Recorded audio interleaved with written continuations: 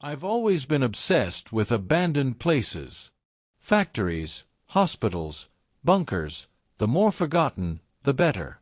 One night, scrolling through a local forum, I stumbled across a post. Cold War Observatory. Completely abandoned. No security. Coordinates attached. I was hooked immediately. This place was legendary.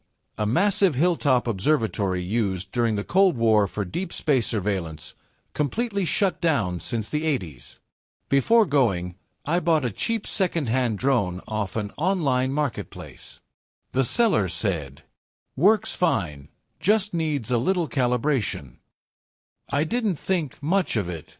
That decision was the first mistake. 2 days later, I drove 3 hours into the mountains. The observatory was huge, rusted metal domes, shattered glass, graffiti everywhere. The air smelled like dust and mold, and the silence was heavy. I set up the drone, synced it to my phone, and sent it up. At first, everything looked normal. Rusting satellite dishes, broken staircases, vines creeping up the walls. But then, about 6 minutes in, static. The live feed froze. I tried recalibrating, but the signal was completely gone.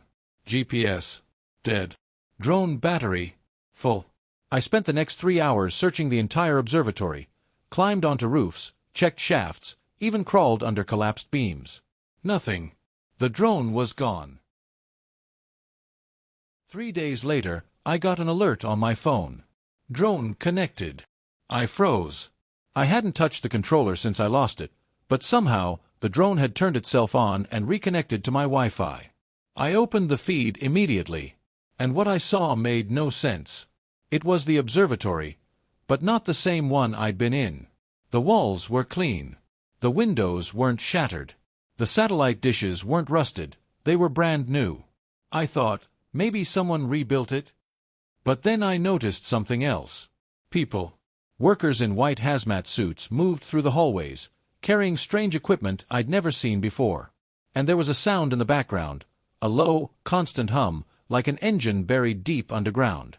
This wasn't live footage from our observatory. This was something different. At first, I thought it was a prank, maybe old archived footage.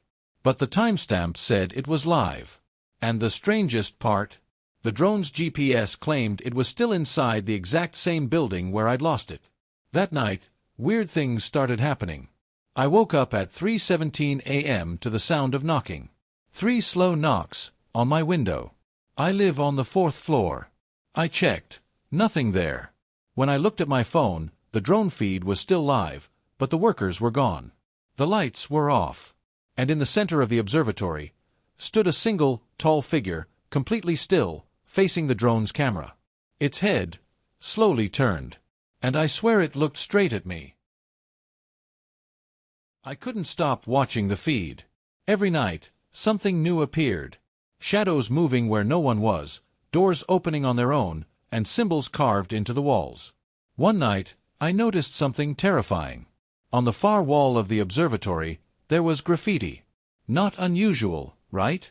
Except this graffiti had my name on it. I thought I was losing my mind. I checked my original exploration footage, the stuff I filmed before losing the drone. The graffiti wasn't there. This wasn't just a parallel version of the observatory. It was somehow connected to me. A week later, I decided I needed answers. I drove back to the observatory, same time, same place.